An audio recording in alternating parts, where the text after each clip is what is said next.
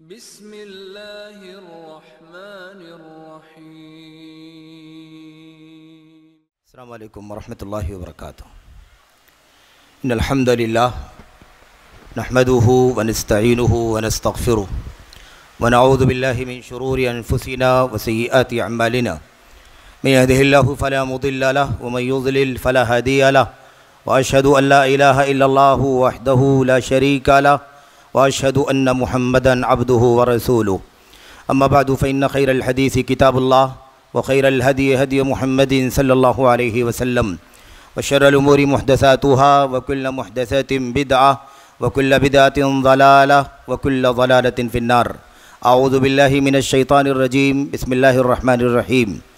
يا ايها الذين آمنوا اطيعوا الله واطيعوا الرسول ولا تبطلوا اعمالكم، وقال عز من قائل وأطيعوا الله والرسول لعلكم ترحمون، وقال عز من قائل فآمنوا بالله ورسوله النبي الأمي الذي يؤمن بالله وكلماته واتبعوه لعلكم تهتدون، وقال النبي صلى الله عليه وسلم كل أمتي يدخلون الجنة إلا من أبى، قيل ومن يأبى يا رسول الله؟ قال من أطاعني دخل الجنة ومن عصاني فقد أبى، رواه البخاري۔ وقال امام مالك رحمه الله كل يؤخذ من قوله ويرد إلا صاحب هذا القبر، او كما قال رحمه الله تعالى۔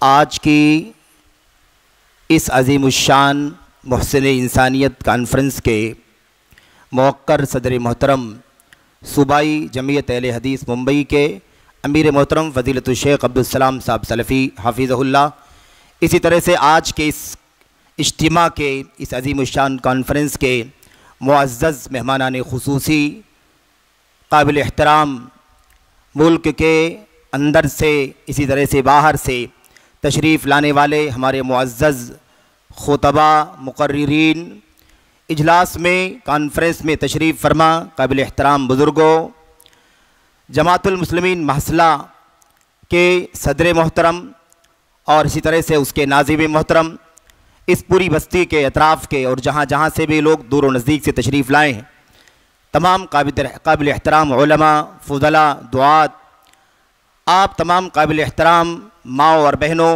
نوجوان ساتھیوں، عزیز بچوں، شرف کی بات ہے، سعادت کی بات ہے کہ آپ حضرات سے یہاں پر اس محسن انسانیت کانفرنس میں تھوڑی دیر تک اللہ کے نبی صلی اللہ علیہ وسلم جو محسن انسانیت ہیں، آپ کے حقوق میں سے ایک عظیم الشان حق اتباع کے سلسلے میں کچھ گفتگو کرنے، اللہ کے کلام کی آیات، اللہ کے نبی صلی اللہ علیہ وسلم کی حدیث اور ایسے ہی سلف امت کے اقوال و آثار کی روشنی میں کچھ باتیں عرض کرنے کی اللہ تبارک و تعالیٰ نے توفیق عطا فرمائی۔ میرے بھائیوں، میرے بزرگوں، محسن انسانیت صلی اللہ علیہ وسلم کا ایک عظیم حق اتباع بہت ہی اہم اور بہت ہی بنیادی موضوع ہے۔ اللہ کی کتاب اور محمد الرسول اللہ صلی اللہ علیہ وسلم کی سنت کا، پورے طور پر دین اسلام کا، اور آج کی آپ کی جو یہ کانفرنس ہے محسن انسانیت، اس کانفرنس کا بھی میں سمجھتا ہوں نہایت ہی اہم، ضروری اور بہت ہی حساس عنوان اور موضوع ہے۔ نبی کریم صلی اللہ علیہ وسلم محسن انسانیت ہیں، انسانیت کے ساتھ احسان کرنے والے ہیں، انسانیت کے ساتھ اچھا سے اچھا برتاؤ کرنے والے ہیں۔ آپ صلی اللہ علیہ وسلم کا یہ وصف احسان جو ہے، یہ ایسے تو آپ صلی اللہ علیہ وسلم کی پوری زندگی پر محیط ہے۔ آپ کا کوئی بھی رویہ ایسا نہیں ہے جو انسانیت کے ساتھ احسان کا نہ ہو، کرم کا نہ ہو، نوازش کا نہ ہو، ہمدردی کا نہ ہو، امن، عافیت، سلامتی اور آشتی کا نہ ہو۔ کوئی بھی ایسا مسئلہ نہیں ہے جس میں آپ صلی اللہ علیہ وسلم کے احسان کا اور اچھے سے اچھے سلوک کا پتہ نہ چلتا ہو۔ آپ کا اچھا سے اچھا برتاؤ، آپ کا اچھا سے اچھا معاملہ، زندگی کا کوئی ایسا گوشہ نہیں ہے جس کے اندر رچا بسا نہ ہوا ہو۔ لیکن میرے بھائیوں، میرے بزرگوں، آپ صلی اللہ علیہ وسلم کے احسان کا اگر سب سے بڑا کوئی پہلو ہے تو وہ یہ ہے کہ آپ صلی اللہ علیہ وسلم کے ذریعے سے اللہ تبارک و تعالیٰ نے انسانیت کو جہنم کی راہ سے آزاد کر کے جنت کا راستہ بتانے کا انتظام فرمایا۔ آپ صلی اللہ علیہ وسلم کے اس احسان کو اگر آپ سمجھیں تو میں سمجھتا ہوں کہ محسن انسانیت کے اصل مضمون کو سمجھ سکتے ہیں۔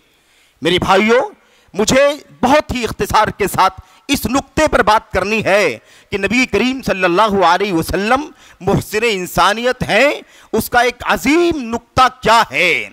اللہ تبارک و تعالیٰ کے کلام کی آیت کریمہ کو اگر آپ پڑھیں تو یہ بات بہت کھل کر کے آپ کے سامنے آ جائے گی۔ اللہ تبارک و تعالیٰ فرماتا ہے وَمَا أَرْسَلْنَاكَ إِلَّا رَحْمَةً لِّلْعَالَمِينَ، ہم نے سارے جہانوں کے لیے آپ کو رحمت بنا کر کے بھیجا۔ دوسری آیت میں اللہ تبارک و تعالیٰ فرماتا ہے إِنَّا أَرْسَلْنَاكَ شَاهِدًا وَمُبَشِّرًا وَنَذِيرًا وَدَاعِيًا إِلَى اللَّهِ بِإِذْنِهِ وَسِرَاجًا مُنِيرًا۔ اس میں نبی کریم صلی اللہ علیہ وسلم کے محسن انسانیت ہونے کا وہ سب سے عظیم نقطہ بیان کیا گیا ہے، جسے اس موضوع کے ضمن میں جتنے بھی جزوی موضوعات ہو سکتے ہیں، جتنے گوشے ہو سکتے ہیں، ان تمام گوشوں کے ضمن میں سب سے زیادہ بنیادی طور پر سمجھنے کی ضرورت۔ اللہ تبارک و تعالیٰ فرماتا ہے ہم نے آپ کو سارے جہانوں کے لیے رحمت بنا کر کے بھیجا ہے۔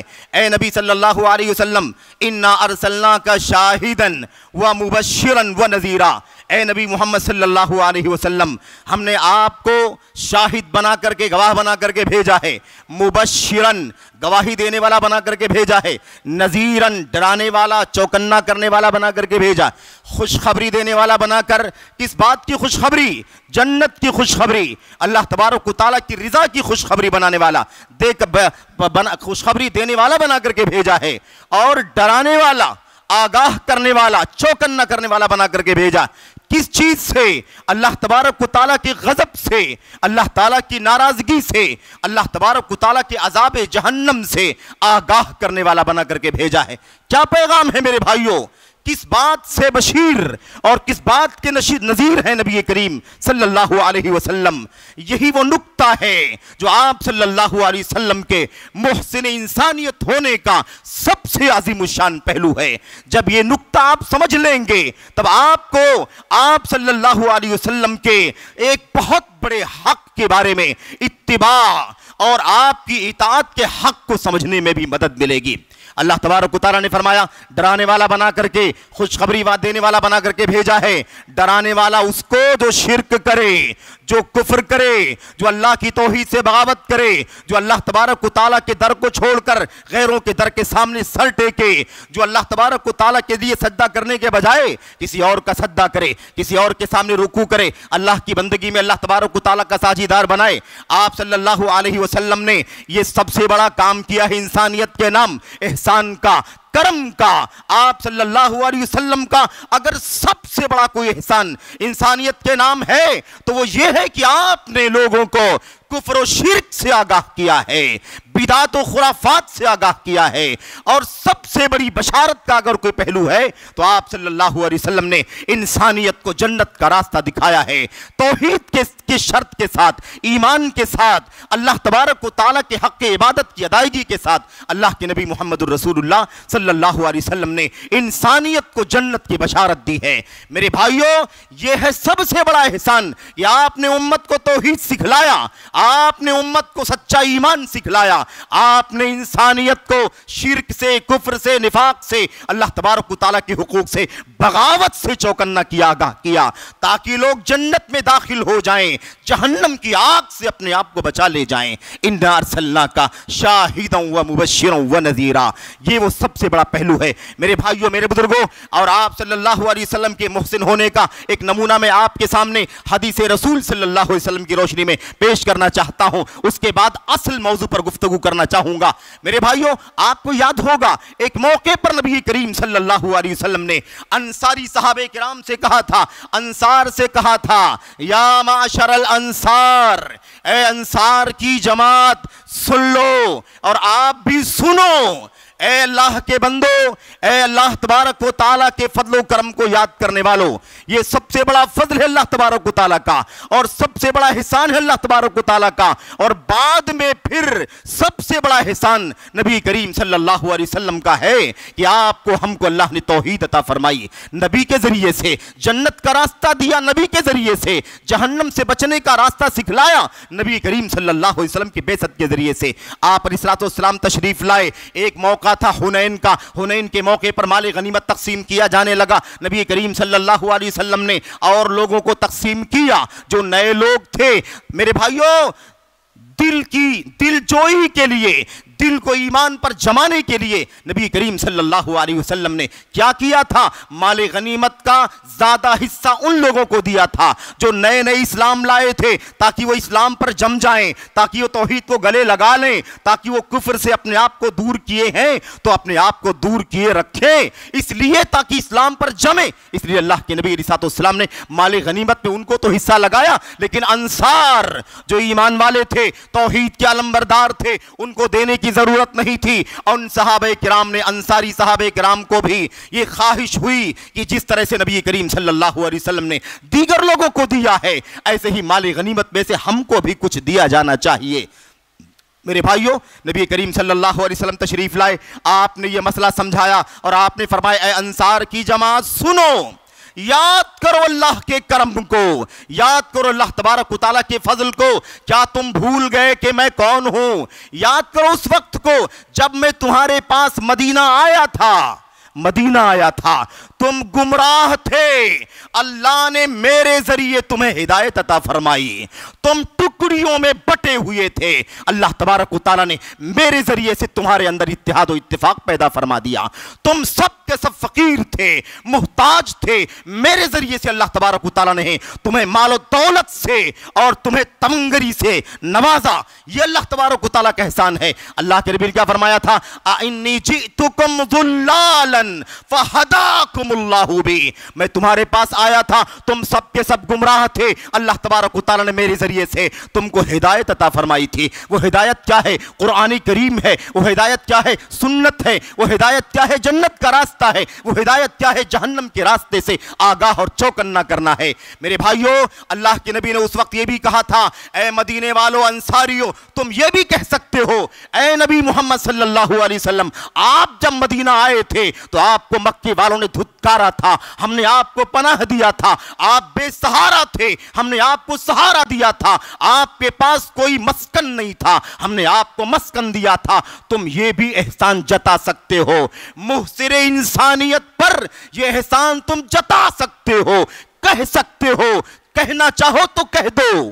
نبی کریم صلی اللہ علیہ وسلم نے جب یہ بات کہی تو انصاری صحابہ کرام نے کہا اللہ ورسولہ امن، اللہ ورسولہ امن، اللہ ورسولہ امن، اللہ تبارک و تعالیٰ کا سب سے بڑا احسان ہے ہمارے اوپر، اور پھر اس کے رسول محمد صلی اللہ علیہ وسلم کا سب سے بڑا احسان ہے ہمارے اوپر۔ میرے بھائیوں، میں لمبی بات نہیں کرنا چاہتا، محسن انسانیت، محسن ہے رب ذوالجلال، اور پھر انسانیت کے لیے محسن ہے محمد الرسول اللہ صلی اللہ علیہ وسلم۔ ایک اشارہ ہے آپ کو سمجھنے کے لیے، اشارہ ہے آپ کو فکر دینے کے لیے کہ ہم کو آپ کو اس نبی محمد صلی اللہ علیہ وسلم کے ذریعے سے، آپ کی بعثت سے، آپ کی نبوت سے کون سا انعام ملا ہے؟ وہ انعام توحید کا انعام ہے، وہ انعام اللہ تبارک و تعالیٰ کے شرک سے بغاوت کا انعام ہے، وہ انعام نبی کریم صلی اللہ علیہ وسلم کی سنت کا انعام ہے، آپ کی اتباع کا انعام ہے۔ آپ صلی اللہ علیہ وسلم کو میرے بھائیوں بلا کسی استثناء کے، بلا الگ تھلگ کیے ہوئے، مکمل طور پر، ہمیشہ طور پر، بغیر کسی شرط کے، بغیر کسی کنڈیشن کے آپ صلی اللہ علیہ وسلم کی اتباع کرنے کا آپ کا حق بنتا ہے اس امت کے اوپر، جس امت پر، جس انسانیت پر محمد الرسول اللہ صلی اللہ علیہ وسلم نے احسان کیا ہے۔ آپ کا احسان آپ کا حق بناتا ہے کہ آپ صلی اللہ علیہ وسلم کی آنکھ بند کر کے اتباع کی جائے، آپ کی اتباع इत्तिबा के रास्ते में कोई रुकावट न पैदा की जाए। मैं इत्तिबा का हक है नबी करीम सल्लल्लाहु अलैहि वसल्लम का। इस हवाले से आयतों की भरमार है, अहादीस की भरमार है। मैं आपके सामने बहुत ज़्यादा आयतें हदीसें जिक्र करने के लिए नहीं आया, क्योंकि मौजू सब जानते हैं। कोई टुकड़ा ऐसा नहीं है, कोई फिरका ऐसा नहीं है, कोई धड़ा ऐसा नहीं है इस्लाम के नाम लेवाओं का जो इताअत का नाम न लेता हो, जो इत्तिबा का नाम न लेता हो, जो मुहम्मदुर रसूलुल्लाह सल्लल्लाहु अलैहि वसल्लम के नाम का वजीफा न पढ़ता हो, आपसे अकीदत और मोहब्बत का दावा न करता हो। इसलिए ये बताने की बहुत ज़्यादा ज़रूरत नहीं है कि अल्लाह का कलाम ये है, अल्लाह के नबी का फरमान ये है। दो चार कलाम की आयतें काफ़ी हैं, एक दो मुहम्मदुर रसूलुल्लाह सल्लल्लाहु अलैहि वसल्लम की सुन्नत की दलीलें काफ़ी हैं कि आप सल्लल्लाहु अलैहि वसल्लम का मुतलक हक है इंसानियत के ऊपर कि आपकी इत्तिबा करें, आपके पीछे पीछे चलें, आपके नक्शे कदम को फॉलो करें।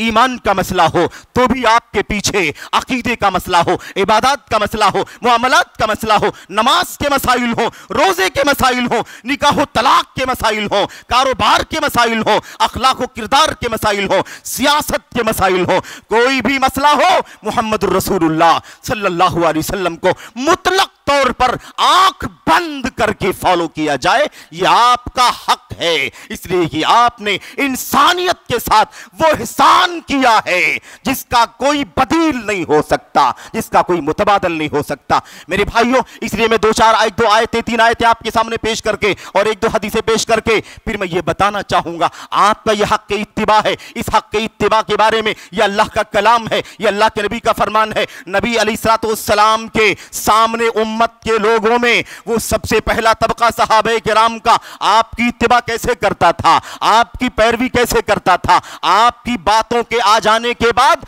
किस तरह से अपनी जज्बात को कुर्बान कर देता था, आपकी सुन्नत के आ जाने के बाद, आपके आइडियल के आ जाने के बाद किसी को जुर्रत नहीं होती थी कि कोई राय पेश कर दे, कोई नजरिया पेश कर दे, कोई मशवरा दे दे मुहम्मदुर रसूलुल्लाह सल्लल्लाहु अलैहि वसल्लम का।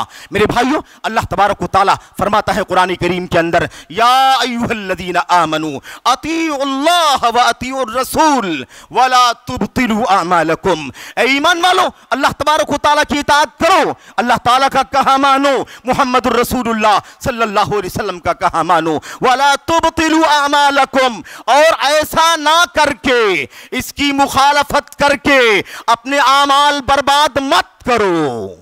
ए ईमान वालों को मुखातब किया जा रहा है। इसका मतलब ईमान वाले भी इस बात के मुहताज हैं कि उन्हें समझाया जाए कि अल्लाह का कहा मानो, उन्हें समझाया जाए कि मुहम्मदुर रसूलुल्लाह सल्लल्लाहु अलैहि वसल्लम का कहा मानो, अल्लाह की इताअत करो, नबी करीम सल्लल्लाहु अलैहि वसल्लम की इताअत व इत्तिबा करो। इस बात की ज़रूरत है, मुसलमानों की भी ज़रूरत है, इस्लाम के नाम लेवाओं को, कलमा गो लोगों को भी इस बात की ज़रूरत है कि उन्हें समझाया जाए, ऐ मुसलमानों, अल्लाह की इताअत करना है, रसूल का कहा मानना है। अगर ऐसा नहीं करोगे तो अपने आमाल बर्बाद कर दोगे, मेहनत करने का कोई फायदा नहीं, जफाकशी करने का कोई फायदा नहीं, चलत फिरत दौड़ भाग मशक्कत, मशरिक से मगरिब तक, शिमाल से जुनूब तक, मेरे भाइयों, चलत फिरत का कोई फायदा नहीं है। वला तुबतिलू अमालकुम, अपने आमाल को बर्बाद मत करो, अपने आमाल को अकारत मत करो, अल्लाह की इताअत के मुताबिक, नबी की सुन्नत की पैरवी के मुताबिक तुम्हें काम करना चाहिए। ऐसे अल्लाह तबारक व तआला फरमाता है, व अतीउल्लाह वर रसूल लअल्लकुम तुरहमून,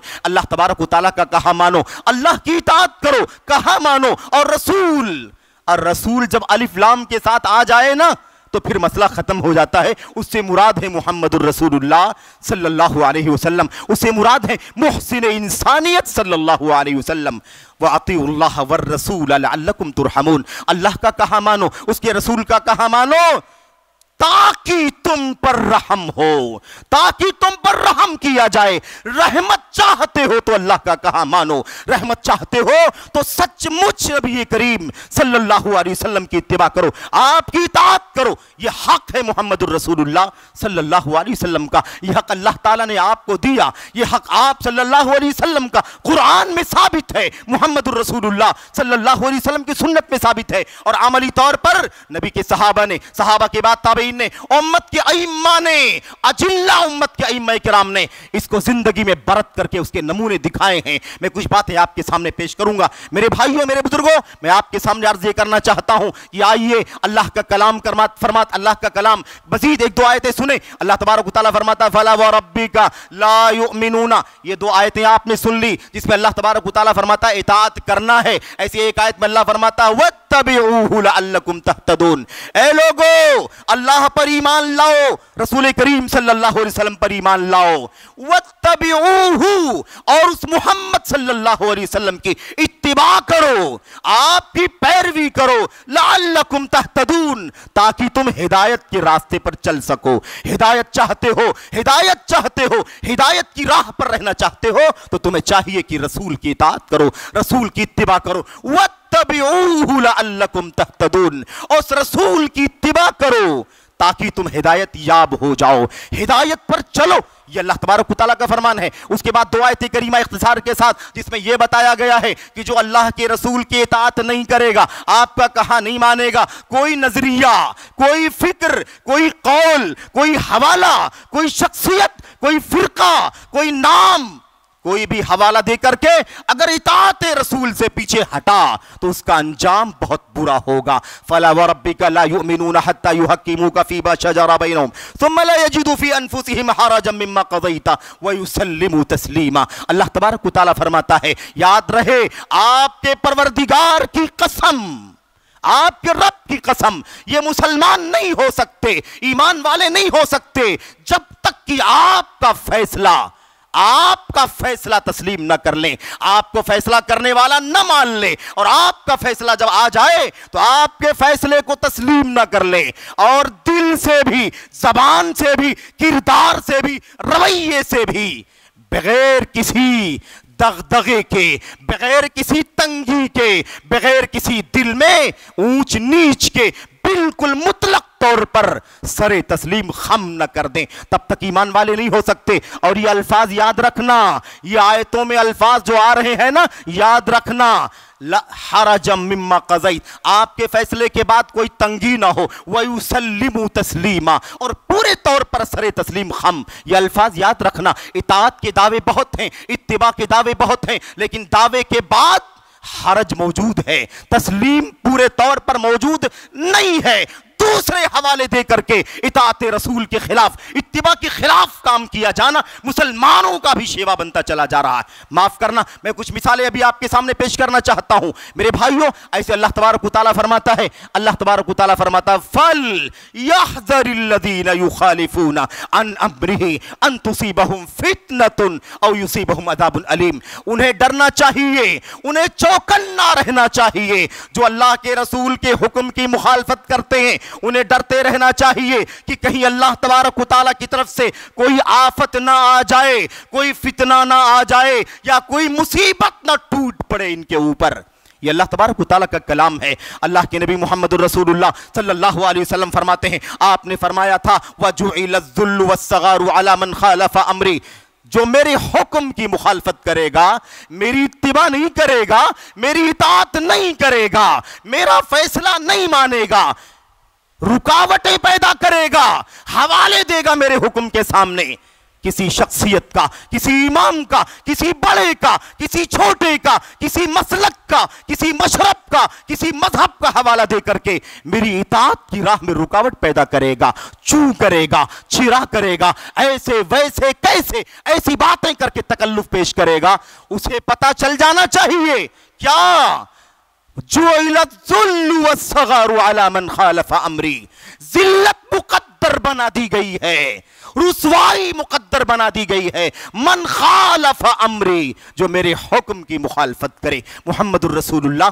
सल्लल्लाहु अलैहि वसल्लम का मकाम यह है, आपकी इत्तिबा का हक आपको मिलना चाहिए, बिला कंडीशन के, बिला चूचिरा के आपका हक मिलना चाहिए, वरना अंजाम खतरनाक हो सकता है। अल्लाह की तरफ से आफत आ सकती है, मुसीबत आ सकती है, इसलिए याद रखो, इसमें किसी भी तरह का कोई लाग लपेट नहीं चलेगा। मैं आपके सामने आगे बात करना चाहता हूं, बहुत इख्तिसार के साथ चंद बातें। आपके इत्तिबा का हक معنی کیا ہے، آپ کی اتباع کا تقاضا کیا ہے، آپ کی اتباع کرنے کی کیفیت کیا ہے، اس کا طریقہ کیا ہے، اتباع کے نمونے بھی آپ کے سامنے آنا چاہیے۔ میں ایک دو نمونے آپ کے سامنے پیش کروں پھر بات آگے بڑھاتا ہوں۔ حضرت صدیق اکبر رضی اللہ تعالیٰ عنہ، جن سے اونچا کوئی متبع رسول، جن سے اونچا کوئی نبی کریم صلی اللہ علیہ وسلم کا پیروکار نہیں ہو سکتا، کیونکہ امت میں آپ سے اونچا مقام کسی کو نہیں مل سکتا۔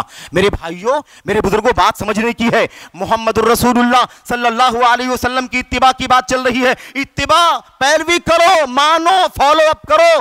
فالو کرنا کیا ہے؟ نبی کی سنت کیا ہے، نبی کا کام کیا ہے، نبی کا فرمان کیا ہے، نبی کا آئیڈیل کیا ہے، نبی کا اسوہ، اسے سمجھنے کی ضرورت ہے، تب اتباع کا معنی سمجھ میں آئے گا، ورنہ خطرناک ہے مسئلہ۔ لوگوں نے غلط فہمیاں پیدا کر دی۔ اتباع تو کرنے کی بات کرتے ہیں، آیتیں تو پڑھتے ہیں، حدیثیں کوئی تلاوت تو کرتے ہیں، اقوال بھی پیش کرتے ہیں، لیکن اتباع کا وہ معنی نہیں سمجھتے کہ اتباع کرنی ہے تو کیسے کرنی ہے، پیروی کرنی ہے تو کیسے کرنی ہے۔ ذرا میں نقطہ آپ کے سامنے پیش کرنا چاہتا ہوں میرے بھائیوں، میرے بزرگوں، اور یہ نقطہ یاد رہے، یہی نقطہ سب سے بڑا اہم نقطہ ہے۔ اس نقطے میں غلط فہمی پیدا ہونے کی وجہ سے بہت سارے مسائل پیدا ہو جاتے ہیں۔ یہ جس اتباع کی بات چل رہی ہے، وہ اتباع دین اسلام کا نام ہے، وہ قرآن میں آیا ہے، وہ نبی کی سنت میں آیا ہے، وہ آپ کی خلوت میں جلوت میں، آپ کی صبح و شام میں، آپ کی ایمان میں، آپ کی عبادات میں، آپ کی نمازوں میں آیا ہے، آپ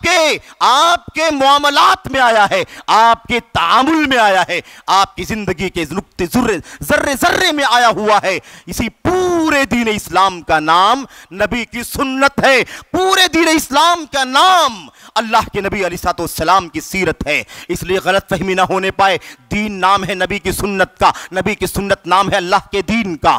میرے بھائی، امام بربہاری نے کہا تھا الاسلام هو السنہ والسنت ہی الاسلام۔ سنت اسلام کا نام ہے اور اسلام سنت کا نام ہے۔ اور میرے بھائیوں، کسی عربی شاعر نے کہا تھا کیا کہا تھا میرے بھائیوں؟ جملہ بڑا پیارا ہے، دین النبی محمد اخبار نعم المطیۃ للفتى آثار۔ محمد کا دین احادیث کا نام ہے۔ دین کس کا نام ہے؟ نبی کی حدیثوں کا نام ہے۔ دین کس کا نام ہے؟ آپ کی سنتوں کا نام ہے۔ دین کس کا نام ہے؟ آپ کی بتائی ہوئی ایک ایک خبر کا نام ہے۔ نعم المطیۃ للفتى آثار۔ ایک آدمی کے لیے سب سے بڑا سہارا نبی کریم صلی اللہ علیہ وسلم کی سنت ہے۔ سب سے بڑی سواری جس پر چلنا ہے، اسے زندگی گزارنا ہے، سفر دنیا طے کرنا ہے، وہ کیا ہے؟ آثار رسول صلی اللہ علیہ وسلم۔ میرے بھائیوں، یہ نقطہ یاد رہے۔ اس لیے اب آئیے میں آپ کے سامنے پیش کرنا چاہتا ہوں حضرت رسول کریم صلی اللہ علیہ وسلم کی اتباع کا طریقہ صحابہ کرام کی زندگی میں کیا تھا، ہماری زندگی میں کیا ہے۔ اتباع نبی کے صحابہ کیسے کرتے تھے، اتباع ہم اس امت کے لوگ اس وقت کیسے کرتے ہیں، ذرا اس کا نمونہ بھی آ جانا چاہیے تاکہ پتہ چل جائے اتباع کا معنی کیا ہوتا ہے، اتباع کا تقاضا کیا ہوتا ہے، اور ہم اس تقاضے کو کتنا پورا کرتے ہیں اور کتنا اس تقاضے کو پورا نہیں کرتے ہیں۔ اس نقطے کو سمجھو۔ صدیق اکبر رضی اللہ تعالیٰ عنہ خلیفہ ہوتے ہیں۔ آپ کے خلیفہ بننے سے پہلے نبی علیہ السلام نے اپنی وفات سے پہلے ایک فیصلہ کر دیا تھا، روم کے یہودیوں سے، اہل کتاب سے جنگ کرنے کے لیے نبی کریم صلی اللہ علیہ وسلم نے ایک لشکر ترتیب دے دیا تھا۔ اس کا کمانڈر کس کو بنایا تھا؟ اس کا کمانڈر بنایا تھا حضرت زید ابن ثابت رضی اللہ، اسامہ ابن زید رضی اللہ تعالیٰ عنہ کو۔ اسامہ ابن زید کو کمانڈر بنا دیا۔ نوجوان تھے، 18 سال کی عمر، 19 سال 20 سال کی عمر کے تھے۔ اب دو مسئلے کھڑے ہو گئے۔ ایک مسئلہ تو یہ تھا، نبی کی وفات کے بعد مدینے کے حالات بگڑ گئے، لوگ مرتد ہونے لگے، مدینے کے خلاف چڑھائی کا پلان کرنے لگے، اور زکوٰۃ دینے والے بہت سارے لوگوں نے زکوٰۃ دینے سے انکار کر دیا۔ مدینے کے حالات نازک ہو گئے، اللہ کے نبی کی وفات کا غم بھی ہے اور مدینے کے نازک حالات بھی ہیں۔ ان حالات میں یہ مشورہ آنے لگا صدیق اکبر کے سامنے۔ آپ علیہ السلام کا فیصلہ تھا، اسامہ بن زید کی قیادت میں یہ لشکر جائے گا، روم سے جنگ کر کے آئے گا۔ کس کو ہمت تھی کہ نبی کی اطاعت کو چھوڑ دے؟ کس کو ہمت تھی کہ نبی کے فیصلے کو بدل دے؟ کس کو ہمت تھی کہ اسامہ بن زید کے اس لشکر کو نہ بھیجے؟ لیکن مسئلہ تھا حالات نازک ہیں، اس لیے خلیفۃ المسلمین آپ سے گزارش ہے ذرا سا نظر ثانی کر لیجئے، حالات نازک ہیں، کیا اس لشکر کو بھیجنا چاہیے یا نہیں بھیجنا چاہیے؟ لشکر ہم نے بھیج دیا، فوجی چلے گئے، مجاہدین مدینہ سے باہر چلے گئے، اگر مدینہ پر حملہ ہو گیا تو مسلمانوں کا کیا ہوگا؟ اس لیے سوچ لیجئے بھیجنا چاہیے یا نہیں بھیجنا چاہیے۔ ہماری رائے تو یہ ہے کہ اگر ممکن ہو تو اس فوج کو ابھی روک دیا جائے، اس لشکر کو بعد میں بھیجا جائے۔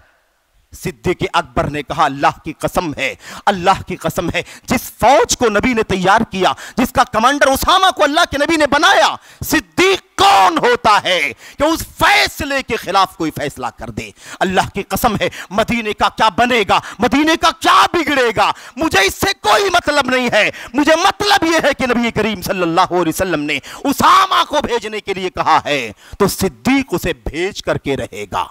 مدینے پر حملہ ہو جائے، مدینے پر حملہ ہو جائے، کتے نوچ نوچ کر کے کھا لیں، اور کیا ہو جائے میرے بھائیوں، کیا ہو جائے؟ بھیڑیوں کا حملہ ہو جائے اور ازواج مطہرات کے پیروں کو جانور نوچ نوچ کر کے لے جائیں، پرندوں کا جھنڈ حملہ کرنے کے لیے مدینے پر آ جائے، تب بھی صدیق اکبر نبی کے فیصلے کو نہیں ٹال سکتا۔ یہ لشکر جائے گا اور جائے گا، کیونکہ نبی کی اتباع ضروری ہے، نبی کا کہا ماننا ضروری ہے۔ انجام نہیں معلوم، یقین ہے کہ انجام سچا ہوگا، اچھا ہوگا۔ لوگوں نے کہا اچھی بات ہے، آپ کا عزم بڑا پکا ہے، تو ایک رائے ہے۔ عمر بن خطاب رضی اللہ تعالیٰ عنہ نے کہا میری رائے لیکن ایک ہے، اگر آپ بھیجنا ہی چاہتے ہیں فوج کو تو بھیج دیجئے، لیکن میرے رائے یہ ہے کہ اسامہ جوان ہے، ابھی نوجوان ہے، سمجھداری کم ہو سکتی ہے، جذباتیت ہو سکتی ہے، کسی سینئر کو، کسی بزرگ کو، کسی عمر رسیدہ کو اس کی کمانڈنگ کا تاج دے دیجئے، کمانڈر کسی بزرگ کو بنا کر کے بھیج دیجئے تاکہ معاملات میں اچھائی سے، گہرائی سے فیصلہ کر سکے۔ یہ مشورہ دینے والے کون تھے؟ حضرت عمر بن خطاب رضی اللہ تعالیٰ عنہ۔ کیا ہوا؟ یہ بات سنی صدیق اکبر نے تو کہا ثقلت کا امک یا ابن الخطاب، خطاب کے بیٹے عمر، تمہاری ماں تمہیں کھو دے۔ کیا تم مشورہ دیتے ہو کہ جس کو امیر نبی نے بنایا، جس کو کمانڈر نبی نے بنایا، ابو بکر اسے کمانڈنگ سے ہٹا دے؟ تمہاری ماں تمہیں کھو دے۔ ابو بکر کو جرأت نہیں ہے کہ نبی کی اتباع سے باہر نکل جائے، نبی کے کہا ماننے سے باہر نکل جائے۔ یہ نمونہ ہے میرے بھائیوں۔ عمر بن خطاب کی باری آئی، عمر بن خطاب کی باری آئی میرے بھائیوں، حجر اسود ہے، طواف کر رہے ہیں، طواف کرنے کے دوران حجر اسود کا استلام کرنا، اس کو زبان ہونٹوں سے چومنا، ممکن نہ ہو تو ہاتھ لگا کر کے چومنا، ممکن نہ ہو تو اس کے بعد کئی مراحل میں اس کے آداب بتائے گئے۔ میرے بھائیوں، میرے بزرگوں، یاد رکھو اس موقع پر وہ پیغام دیا تھا اتباع رسول صلی اللہ علیہ وسلم کا۔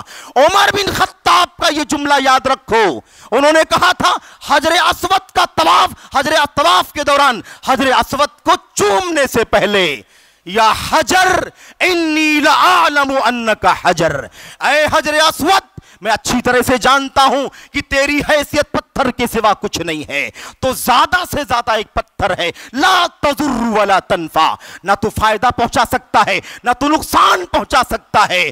ولولا انی رأیت رسول اللہ صلی اللہ علیہ وسلم قبلک ما قبلتک استلمک ما استلمتک، اگر عمر نے نہ دیکھا ہوتا کہ محمد الرسول اللہ صلی اللہ علیہ وسلم تجھے چومتے تھے تو میں نہ چومتا، تجھے نہ دیکھا ہوتا کہ نبی نے چھوا ہے تو عمر کبھی بھی تجھے نہ چھوتا، لیکن بس نبی نے تجھے چوما ہے تو میں چومنے آ گیا، نبی نے تجھے چھوا ہے تو میں چھونے آ گیا، بس اتباع ہے نبی کریم صلی اللہ علیہ وسلم کی۔ میرے بھائیوں، نمونے بہت سارے ہیں، ان کے بیٹے کا بھی ایک واقعہ لگے ہاتھوں آپ کے سامنے پیش کر دیتا ہوں، بس اس کے بعد مجھے ایک اہم موضوع پر آپ کے سامنے گفتگو کرنی ہے۔ میں بتانا چاہتا ہوں عبداللہ بن عمر رضی اللہ تعالیٰ عنہ کا واقعہ، عبداللہ بن عمر رضی اللہ تعالیٰ عنہ کا واقعہ، طواف کے اندر مطاف پر ہی طواف کے دوران ایک شخص آیا، عبداللہ بن عمر جو علماء صحابہ میں سے ہیں، فقہاء صحابہ میں سے ہیں،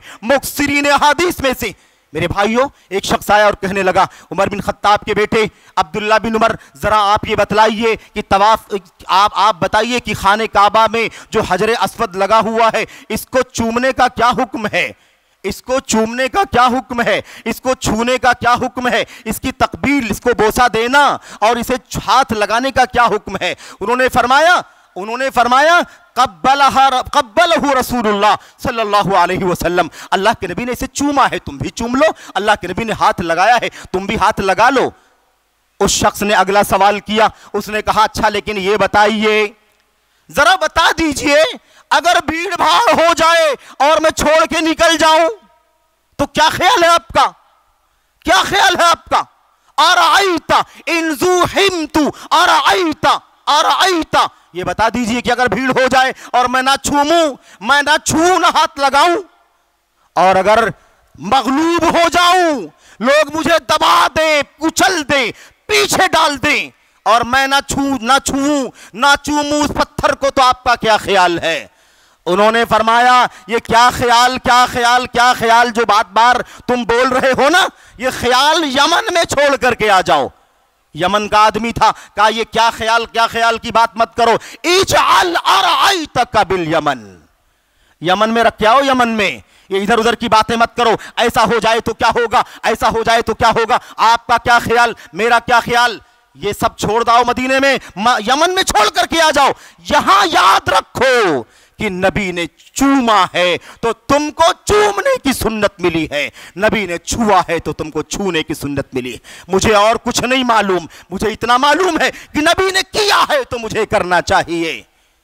یہ طریقہ تھا نبی کریم صلی اللہ علیہ وسلم کی اتباع کے سلسلے میں صحابہ کرام کا، اور بہت ساری باتیں ہیں، اختصار کے ساتھ چند باتیں آپ کے سامنے عرض کرنی ہے۔ میرے بھائیوں، میرے بزرگوں، یہی طریقہ چلتا رہا۔ اگر کسی نے نبی کی اتباع کے سامنے، آپ کی سنت کے آ جانے کے بعد، آپ کا فرمان آ جانے کے بعد، اگر کسی نے ابو بکر صدیق کا بھی نام لے لیا، آپ کی حدیث آ گئی لیکن کسی نے کہا ابو بکر صدیق ایسا فرماتے ہیں، آپ کی حدیث آ گئی، آپ کا طریقہ آ گیا، کسی نے کہہ دیا عمر بن خطاب ایسا فرماتے ہیں، تو معاملہ سنجیدگی سے باہر نکل گیا، جذباتیت کا معاملہ ہو گیا۔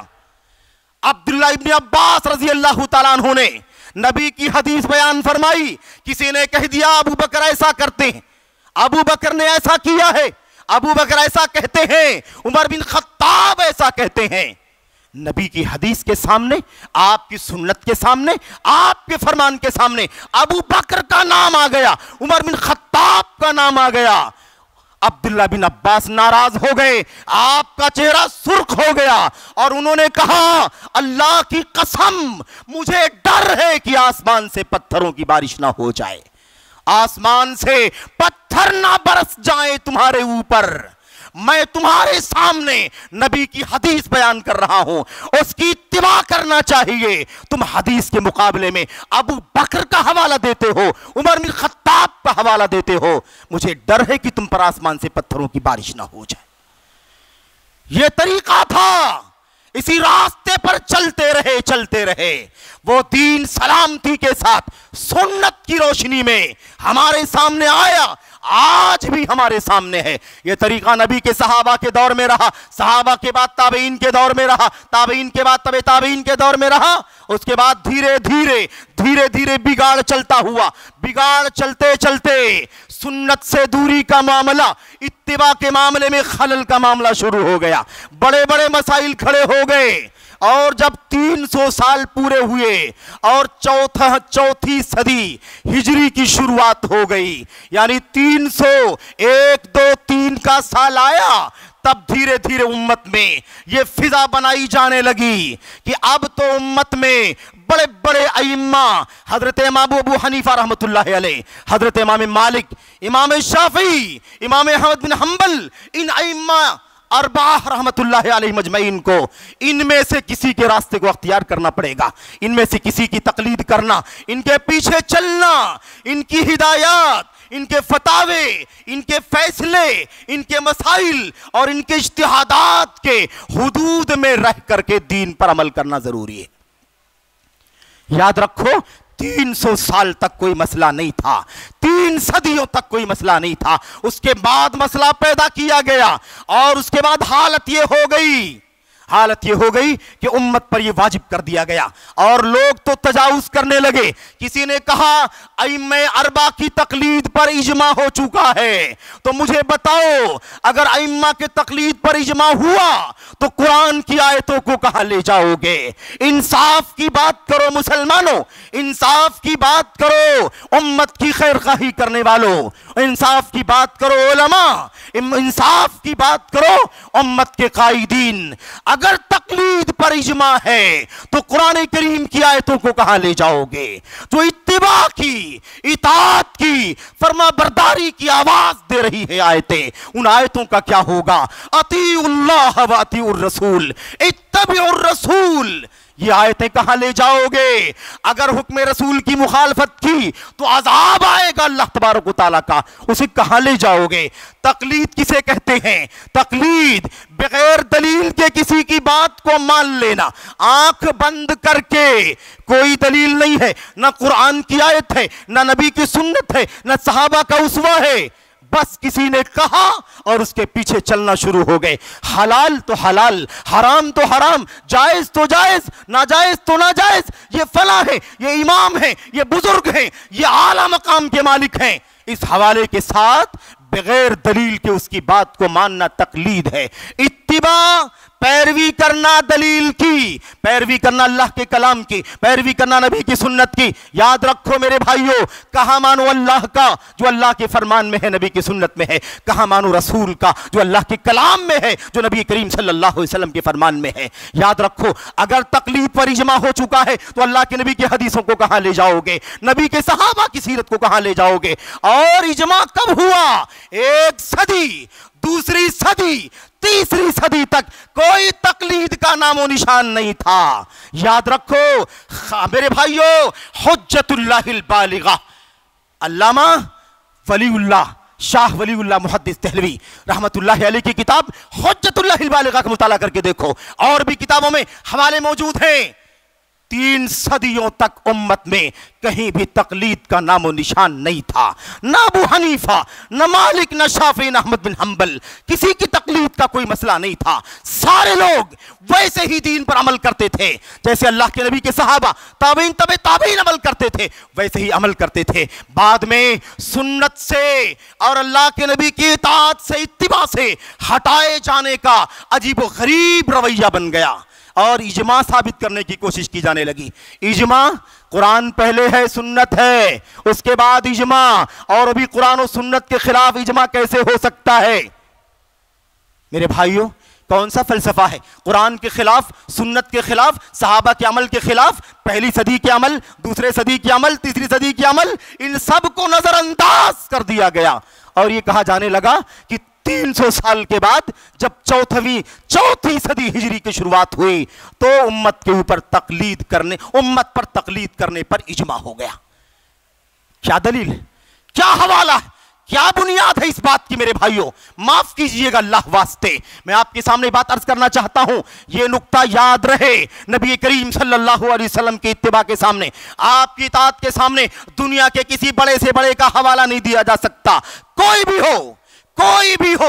अच्छा, एक नुक्ता और मैं आपको बतलाऊं मेरे भाइयों, ये अइम्मा अरबा जिनकी तकलीद पर इजमा का हवाला दिया जा रहा है, इनकी तकलीद पर इजमा का हवाला, इनमें से कोई इमाम एक बार भी, एक लफ्ज भी कभी भी नहीं, याद रखना इस बात को, किसी इमाम ने कभी भी एक लफ्ज भी नहीं कहा कि मेरी तकलीद करो, मेरा कहा मानो, सुन्नत छोड़ो, आयत छोड़ो, सहाबा का अमल छोड़ो, हमारी तकलीद करो। किसी इमाम ने यह बात कभी किसी को नहीं फरमाई है। ना अबू हनीफा ने, ना मालिक ने, ना शाफी ने, ना अहमद बिन हंबल रहमतुल्लाहि अलैहिम अजमईन, किसी ने कभी भी अपनी तकलीद का हुक्म नहीं दिया। ला तुकल्लिदनी वला तुकल्लिद मालिकन वला अबू हनीफा वला शाफिय्या वला सौरी व खुज़ मिन हैसु अखज़ू, किसी की तकलीद नहीं करना, ना अबू हनीफा, ना मालिक, ना शाफी, ना सौरी, ना किसी और की, वहीं से दीन लो जहां से इन इमामों ने दीन लिया। قرآن سے لو، سنت سے لو، یہ ہے پیغام۔ اور یاد رکھنا یہی پیغام ہے اس مقدس اسٹیج کا، اور یہی پیغام ہے جماعت اہل حدیث کا، یہی پیغام ہے تسلسل کے ساتھ صحابہ، تابعین، تبع تابعین، خیر القرون اور ان کے نقش قدم پر چلتے ہوئے آج تک کے اہل حدیثوں کا، اور قیامت کی صبح تک یہ اہل حدیث کا مشن قائم رہے گا۔ یہی مشن آج بھی ہے، کل بھی تھا اور مستقبل میں بھی رہے گا، اور اسی کا حکم اللہ نے، نبی نے، صحابہ نے، تابعین نے، ائمہ نے، سب نے اسی بات کا حکم دیا۔ جاؤ کھول کر کے دیکھو، ایقاظ ہمم اولی الابصار، ایقاظ ہمم اولی الابصار، علامہ فلانی رحمت اللہ علیہ کی کتاب، دنیا کی زندہ جاوید کتاب، آج سے 250-300 سال پہلے لکھی گئی کتاب۔ سارے اقوال ابو حنیفہ، مالک، شافعی، احمد بن حنبل رحمت اللہ علیہ مجمعین، سب کے فرمودات کو دیکھو، سب نے یہی نہیں کہ تقلید کا حکم کسی نے نہیں دیا، سب نے منع کیا ہے تقلید کرنے سے، روکا ہے، صحیح حدیث پر عمل کرو، یہی ہمارا مسلک ہے۔ سب نے کہا میرے بھائیوں، سب نے ایک بار نہیں، بار بار کہا، سب نے کہا نبی کی سنت پر چلو، آپ کی حدیثوں پر چلو، میرا کوئی قول، میرا کوئی فرمان، میرا کوئی فتویٰ، میرا کوئی مسئلہ نبی کی سنت کے خلاف آ جائے، اسے دیوار پر مار دو، نبی کی سنت کو گلے لگا لو، اتباع کرو۔ ابن مسعود نے کہا تھا اتبعوا ولا تبتدعوا، لوگوں اتباع کرو محمد صلی اللہ علیہ وسلم کی، نئے نئے طریقے نہ نکالو۔ یہ اندھی تقلید بھی نیا طریقہ ہے امت کے اندر جو نکالا گیا ہے، نہ قرآن میں، نہ سنت میں، نہ صحابہ کی زندگی میں، نہ امت کے ائمہ کے یہاں، کہیں نہیں، کبھی نہیں۔ بعد میں لوگوں نے یہ مسئلہ پیدا کیا۔ یاد رکھو میرے بھائیوں، یاد رکھو یہ وہ طریقہ ہے جسے بعد میں شروع کیا گیا، اور یہ راستہ نیا راستہ ہے، نئی راہ ہے، جسے امت میں اجماع کے نام پر، ائمہ کے مقام کے نام پر، اجتہاد کے نام پر میرے بھائیوں امت میں داخل کرنے کا کام کیا گیا۔ سارے ائمہ نے روکا، برات کا اظہار کیا، بیزاری کا اظہار کیا، کسی نے تقلید کا حکم نہیں دیا، سب نے سنت پر چلنے کا حکم دیا۔ یہ کوکن کی سرزمین ہے، رائے گڑھ کا مسئلہ ہے جہاں ہم کھڑے ہو کر کے بات کر رہے ہیں، جماعت کی نمائندہ کانفرنس کا اسٹیج ہے۔ میرے بھائیوں بڑی ذمہ داری کے ساتھ یہ بات کرنا چاہتا ہوں، کوئی لاگ لپیٹ نہیں، وہی اتباع کا پیغام جو قرآن میں ہے، جو سنت میں ہے، جو صحابہ کی سیرت میں ہے، وہی آج بھی عام کرو، عام۔ وَلَا يَخَافُونَ فِي اللَّهِ لَوْمَةَ لَائِمٍ، کسی ملامت گر کی ملامت سے نہیں ڈرنا ہے، اتباع کا کام کرو، اتباع کا پیغام دو۔ نجات کے لیے اللہ تبارک و تعالیٰ کے ہاں یہ بنیادی شرط ہے، اس کے بغیر نجات، کامیابی ممکن نہیں۔ یاد رکھو، کوئی بھی رواداری کے نام پر، رواداری کے نام پر، رعایت کے نام پر، نرمی کے نام پر اور مختلف حوالوں سے اتباع سے دور کرنے کا کام نہ کرو۔ میرے بھائیوں یہ کوئی نیا کام نہیں ہے، یہ وہی کام ہے جو اللہ کا کلام، نبی کی کا فرمان، صحابہ، تابعین، ائمہ اربعہ اور سارے ائمہ کا کام تھا۔ سب نے اتباع کا حکم دیا، اتباع کا پیغام دیا، ہمیں بھی چاہیے کہ اتباع کا پیغام دیں۔ اب مجھے بہت دکھ کے ساتھ یہ بات کہنی پڑتی ہے، اور معاف کرنا مجھے اس دکھ کو بیان کرنے پر، اور معذرت کے ساتھ شاید کچھ وقت میں زیادہ لے لوں، ذرا سا معاف کر دینا۔ میں عرض کرنا چاہتا ہوں میرے بھائیوں، ایک طرف اللہ کا کلام، نبی کا فرمان، صحابہ، ائمہ، اور دوسری طرف ایسی بھی باتیں بہت دکھ دینے والی کتابوں کے اندر لکھی ہوئی ہے۔ معاف کیجئے گا، کوئی کہتا ہے، معاف کرنا میرے بھائیو، بار بار یہ بات عرض کر رہا ہوں، کوئی کہتا ہے فَلَعْنَةُ رَبِّنَا أَعْدَادَ رَمْلٍ عَلَى مَنْ رَدَّ قَوْلَ أَبِي حنیفہ، اس آدمی پر زمین کے ریت کے ذروں کے برابر لعنت ہو جو ابو حنیفہ کا ایک قول رد کر دے۔ بات سمجھ میں آئی کہ نہیں آئی؟ ایک طرف اتباع کا یہ پیغام، اور دوسری طرف ایسا مسئلہ کہ کوئی کہے جو نبی جو ابو حنیفہ رحمت اللہ علیہ کی ایک بات کو رد کر دے اس کے اوپر زمین کے ریت کے ذروں کے برابر لعنت ہو. افسوس کے ساتھ کہنا پڑتا ہے کس نے جرأت کی ہے یہ بات کہنے کی. اللہ تبارک و تعالیٰ اسے توبہ کرنے کی توفیق عطا فرمائے. اور آپ کو ہم کو پیغام ہے اپنے ذہنوں سے نکالو اللہ کی لعنت تو اس پر ہوتی ہے جو نبی کی ایک سنت کو جان بوجھ کر رد کر دے, ٹکرا دے. اور کیا کہا؟ اور کہا میرے بھائیوں ہمارا مسلک ابو حنیفہ رحمت اللہ علیہ کا, اور معاف کیجئے گا حقیقت میں یہ مسلک ابو حنیفہ رحمت اللہ علیہ کا نہیں ہے. حنفیت کا دعویٰ کرنے والوں کا, اپنے آپ کو حنفی کہنے والے بھائیوں کا تو دعویٰ ہو سکتا ہے, لیکن یہ ابو حنیفہ رحمت اللہ علیہ کا دعویٰ نہیں ہے, یہ ان کا مسلک نہیں ہے. یاد رکھو کیا کہا, جو بھی بات, جو بھی آیت کریمہ, جو بھی حدیث ہمارے مسلک کے خلاف ہو, جو آیت یا جو حدیث ہمارے مسلک کے خلاف ہو, یا تو وہ آیت وہ حدیث منسوخ ہے, اور یا تو وہ آیت اور وہ حدیث میرے بھائیوں تعویل کی جائے گی, اس کو نہیں مانا جائے گا, تعویل کر دی جائے گی. ہمارا مسلک سچ ہے, آیت کی تعویل کی جائے گی, حدیثوں کی تعویل کی جائے گی, آیت اور حدیث کو منسوخ مانا جائے گا, لیکن مسلک کو پیچھے نہیں ڈالا جائے گا. اتباع رسول کی بات ہم کر رہے ہیں, اور دوسری طرف یہ مسئلہ. اور اس کے بعد دیکھو کوئی کہتا ہے وَأَنَا شَافِعِيٌّ مَا حَيِيتُ, میں جب تک زندہ ہوں شافعی ہوں, اور جب میں مروں گا تو میں وصیت کر کے جاتا ہوں کہ تم بھی شافعی بن کر کے رہنا.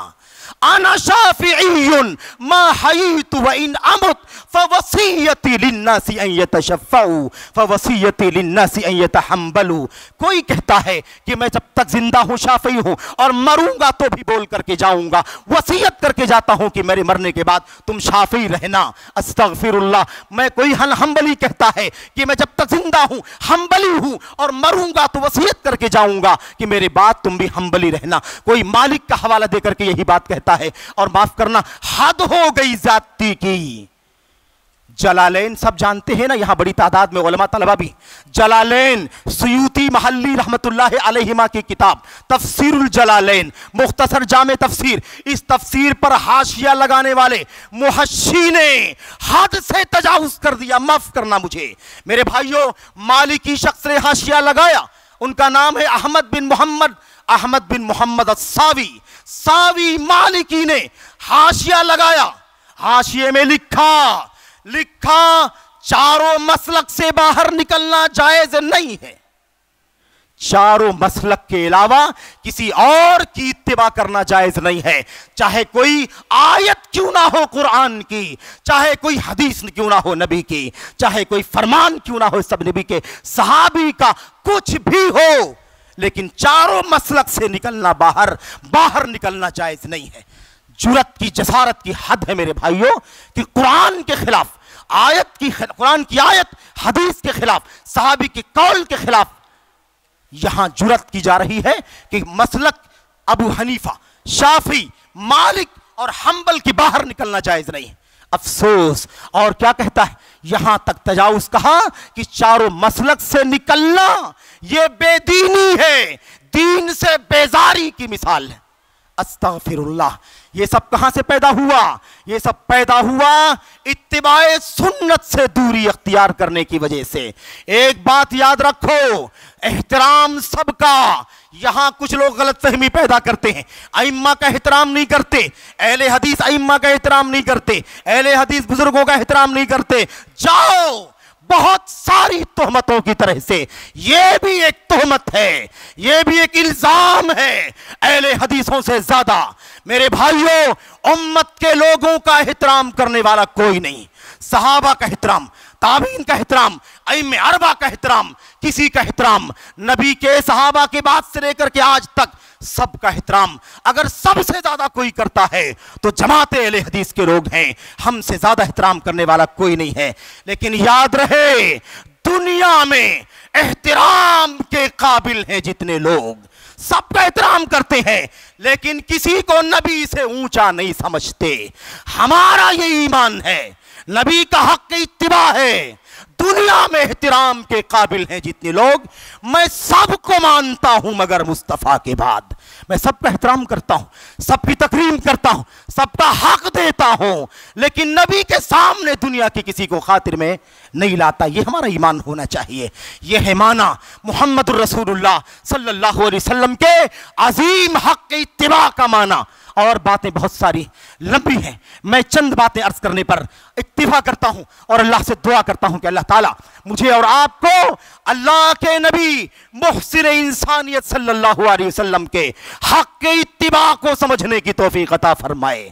اس پیغام کو پوری جرأت کے ساتھ، پوری بصیرت کے ساتھ اور بلا ملامت کے ڈر کے دنیا کے سامنے کھول کھول کر کے پیش کرنے کی توفیق عطا فرمائے۔ امت کو علم کی روشنی میں لاؤ، قرآن سنت صحابہ تابعین کا مشن دنیا کے سامنے پیش کرو۔ تقلید جامد اندھی تقلید سے امت کو نکالو، امت کو سنت کا گریدہ بناؤ کہ یہ نجات کا راستہ ہے، یہ روشنی کا راستہ ہے، دنیا میں عزت کا اور آخرت میں اللہ تبارک و تعالیٰ کی طرف سے سرخروئی کا اور اللہ تبارک و تعالیٰ کے ہاں عظیم نعمتیں پانے کا راستہ ہے۔ اللہ تعالیٰ ہم کو، آپ کو، سب کو اپنی اپنی ذمہ داریاں اس موضوع کے تئیں انجام دینے کی توفیق عطا فرمائے۔ آمین یا رب العالمین۔ وصلی اللہ وسلم وبارک علی نبینا محمد وعلی آلہ وصحبہ اجمعین۔ والسلام علیکم۔